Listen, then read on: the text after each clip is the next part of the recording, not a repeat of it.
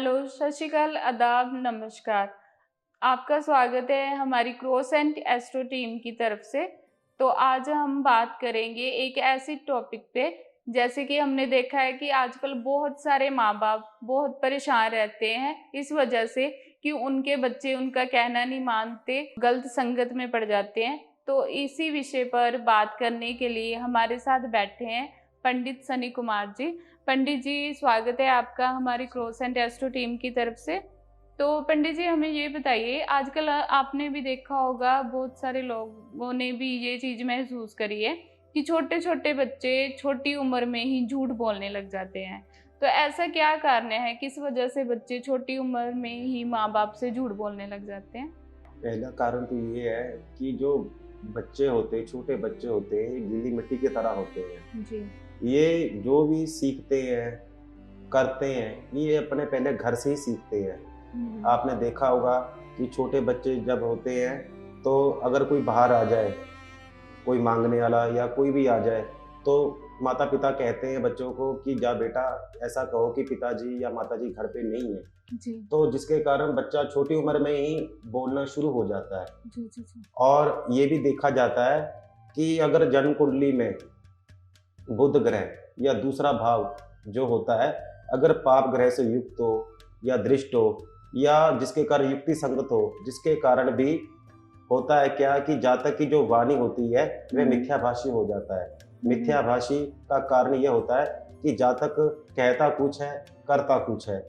और आपने ये भी देखा होगा कि जो छोटे बच्चे होते हैं, वो झूठ बोलना अपने माता-पिता से ही सीख जाते हैं, जिसके कारण वो बड़े होकर ज़्यादा झूठ बोलने लग जाते हैं।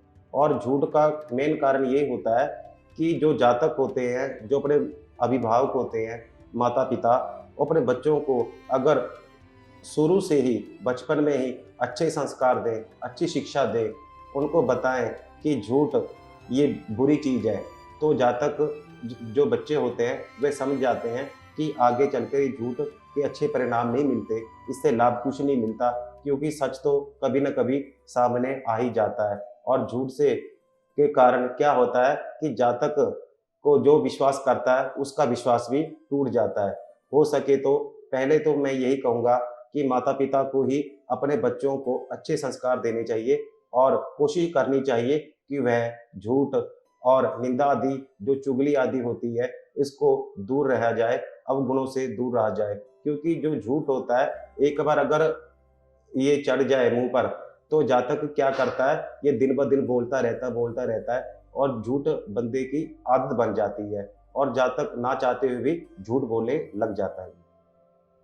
पंडित जी, कौन से ग्रह जिम्मेवार हैं जिसके कारण बच्चे गलत संगत में पड़ जाते हैं? आपको हम ये बताना चाहते हैं कि जब भी आपने पूछा कि कौन से ग्रह के कारण जातक झूठ बोलने लग जाता है या अपना बचाव करना शुरू कर देता है। हुँ, पहला कारण तो यही होता है कि जन्म कुंडली में जो बुध होता है वह वाणी का प्रतीक होता है हुँ, और दूसरा भाव शीश मुख मुख अर्थात दूसरा भाव ये वाणी का प्रतीक होता है।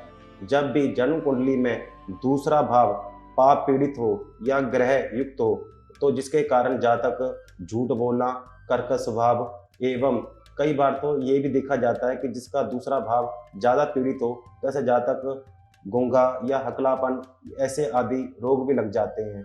और बुध जो वाणी का प्रतीक माना जाता है, अगर जातक का बुध खराब हो, तो जातक का बोलने के समय क्या होता है कि जातक जब भी बोलेगा तो स्पष्ट नहीं बोल पाता या सौम्य नहीं बोल पाता। कई बार ये भी होता है कि अगर बुध ग्रह जैसे कि सूर्य या मंगल के साथ हो, तो जातक का स्वभाव थोड़ा-सा गुस्से वाला हो जाता है और उसकी जो वाणी होती है कर्कश स्वभाव की हो जाती है, जिसके कारण जातक को नाना भांति की समस्याओं का सामना करना पड़ता है। और हो सके तो जब भी आपने देखा होगा कि जब भी जातक झूठ बोलता है, तो झूठ के कारण अगर हम उसको बताएँ कि ये आपकी गलती है, तो जातक क्या करता अपना बचाव शुरू कर देता है। पहले तो मैं यही कहूँगा कि अगर छोटे बच्चे झूठ बोलते हैं या कोई भी झूठ बोलता है, तो क्या करना चाहिए कि जातक को उसको साफ-साफ नहीं बताना चाहिए कि भई आप गलत कर रहे हो। क्योंकि अगर हम किसी को बताएँगे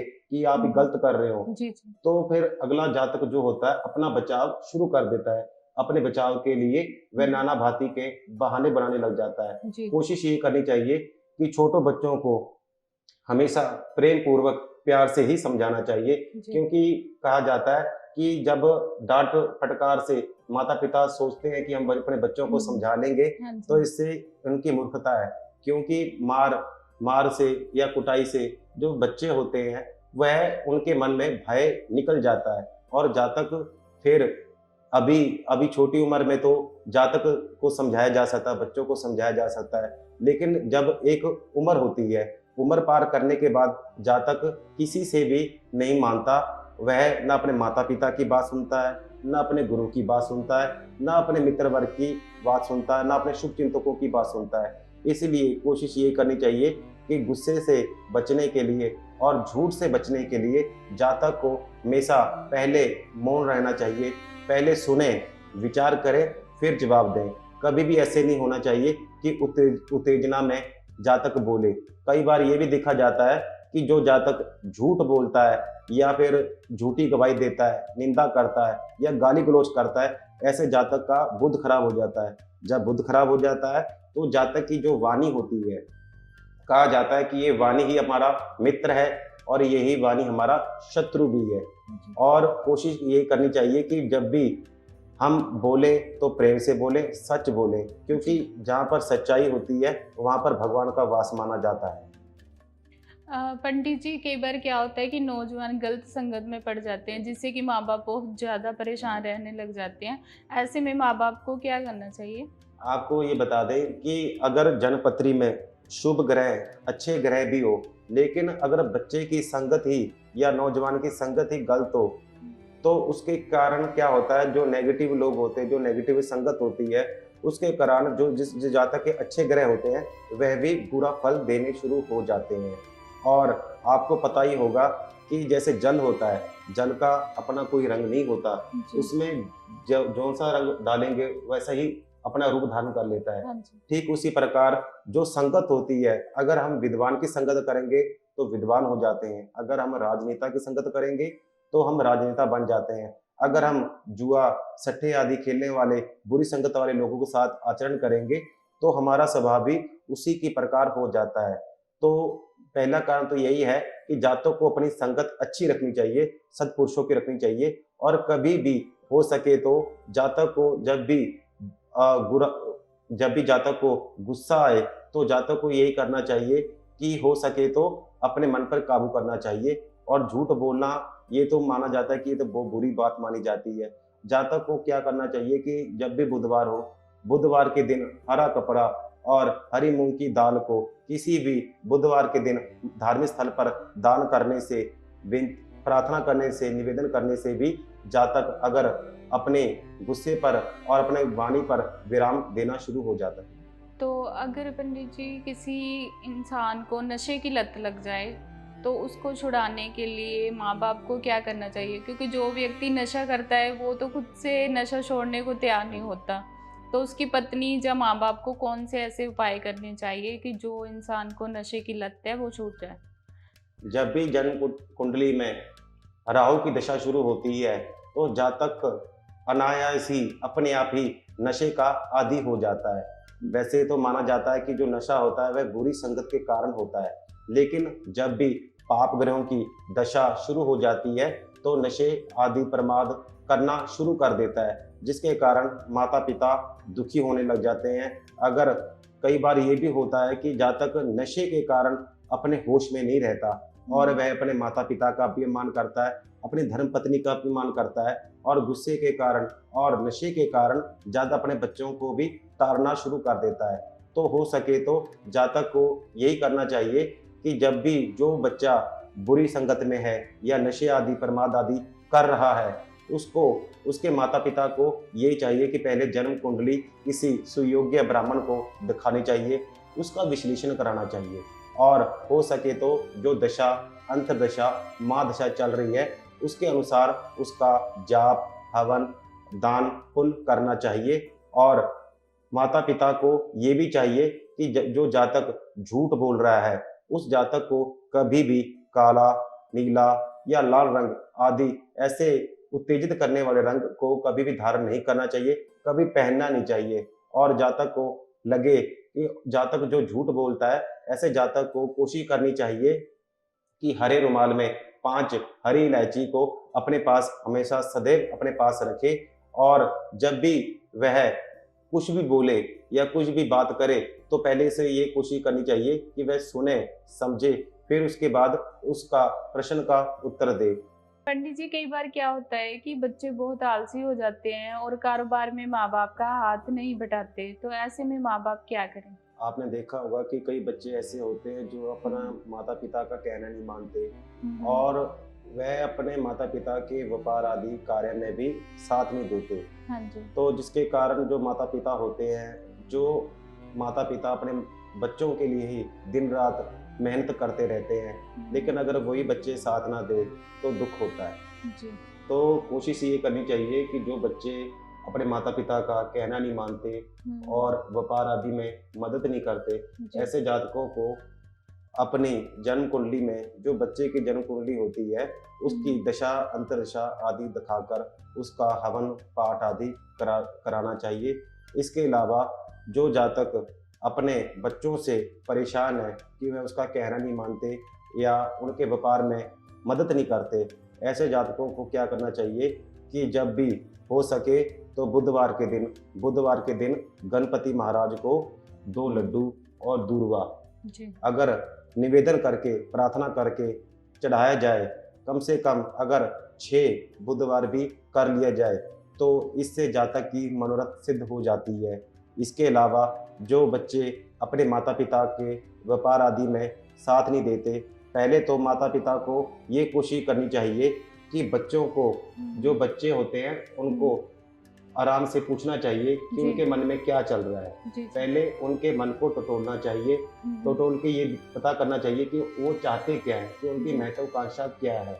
हम्म, अगर बच्चे अगर स्पष्ट उत्तर दे पाते हैं, तो माता-पिता को उनके उन उन उन उन बातों पर ध्यान देना चाहिए, और अपने जो कार्य कहा जाता है कि जो माता-पिता अपने बच्चों को प्रेशर देते हैं, मतलब जो दबाव बनाए रखते हैं काम के लिए कि काम कर, काम कर, काम कर। जी। जी। ऐसे जातक का क्या होता है कि कई बार कार्य में मन उचाट हो जाता है, यानी कि उसका मन व्यापार आदि कार्य में जो पिता का या दादा परदादा का जो फैमिली बिजनेस होता है, उसमें नहीं लग पाता। आजकल के जो जातक होते हैं, वह क्या करते हैं, शॉर्टकट ढूँढते हैं कि जिसमें कि कम समय में ज़्यादा सफलता प्राप्त हो।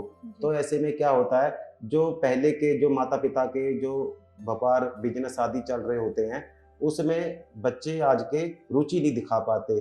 आजकल के जो बच्चे होते हैं, वह नए ज़माने के हो गए हैं, जिसके कारण जो बच्चे होते हैं, वह अपने माता-पिता के जो विचार होते हैं, उनको रूढ़िवाद कहते हैं, यानी कि पुरानी सोच वाले कहते हैं, जिसके कारण वह अपने माता-पिता का अपमान भी करते हैं और व्यापार आदि भी नहीं कर पाते।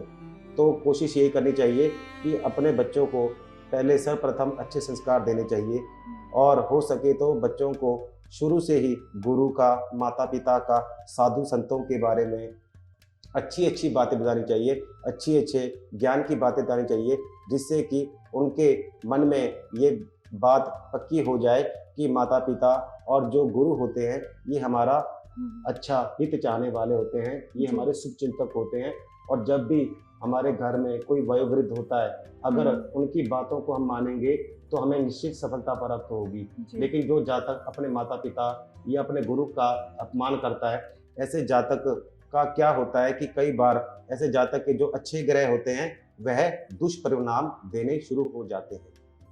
तो पंडित जी, जैसे आपने बताया कि माँ-बाप को हवन वगैरह जो पूजा करनी चाहिए, अगर बच्चे कहना नहीं मानते, तो ऐसी कौन-सी पूजा, मंत्र या हवन करना चाहिए माँ-बाप को, जिससे कि बच्चे सही राह पे चलें? पहले तो ये करना चाहिए कि पहले जातक की जन्म कुंडली देखनी चाहिए। जन्म कुंडली में अगर गंडमूल दोष है, कालसर्प दोष है, पितृ दोष है, तो ऐसे दोषों के कारण जातक की जो बुद्धि होती है, वह कुबुद्धि हो जाती है, बुद्धि भ्रष्ट हो जाती है। जब जातक की बुद्धि भ्रष्ट हो जाती है, तो वह क्या करता है, अच्छे को बुरा और बुरे को अच्छा मानने लग जाता है। तो कहा जाता है कि अगर जातक की जन्म कुंडली में कालसर्प दोष हो, तो कहते हैं जातक की बुद्धि खराब हो जाती है। हम्म। अगर नवग्रह में कोई भी ग्रह खराब हो तो जातक की बुद्धि खराब हो जाती है। इन सभी समस्याओं का उपाय सिर्फ ही एक हो सकता है कि रामबाण उपाय यही है कि जातक को अपनी समर्थानुसार सुयोग्य ब्राह्मण के द्वारा महामृत्युंजय मंत्र का जाप कराना चाहिए। जी। और संकल्प के समय जो जातक, जो जजमान जो पूजा करा रहा है, वह अपनी मनोकामना को भगवान शंकर के सामने स्पष्ट मन में कहे और बेनती करे, निवेदन करे कि जो हमारे बच्चे जो कहना नहीं मानते हैं उनको सद्बुद्धि प्रदान करें। इसके अलावा हो सके तो गायत्री मंत्र का जो जाप होता है एवं हवन, कोशिश ये करनी चाहिए कि घर में गायत्री मंत्र का कम से कम रविवार के दिन हवन, छोटा सा ही हवन अवश्य करना चाहिए, जिससे कि सकारात्मक ऊर्जा का संचार हो सके। और जो जातक देखा होगा कि कई जातक ऐसे होते हैं जो अपने माता पिता को दिन रात तंग करते रहते हैं, कहना नहीं मानते, लड़ाई झगड़ा करते रहते हैं। ऐसे कहा जाता है कि ऐसे जातकों पर राहु की दशा होती है। तो क्या करे जातक को कि जो सतनाजा होता है, 1.25 किलो सतनाजा बच्चे के ऊपर से 7 बारी सीधा और 7 बारी उल्टा घुमाने के बाद ऐसे जो सतनाजा होता है उसको जल प्रवाह कर देना चाहिए बुधवार के दिन। इसे करने से जो जातक की जो दुर्बुद्धि है ये सुबुद्धि में अर्जित हो जाती है। पंडित जी, बच्चे हमेशा सही रास्ते पर चले, ये हर माँ बाप का सपना होता है। तो हमारे दोस्तों को बताइए कि ऐसे कौन से खास उपाय हैं जिससे कि बच्चे हमेशा सही राह पर चलें।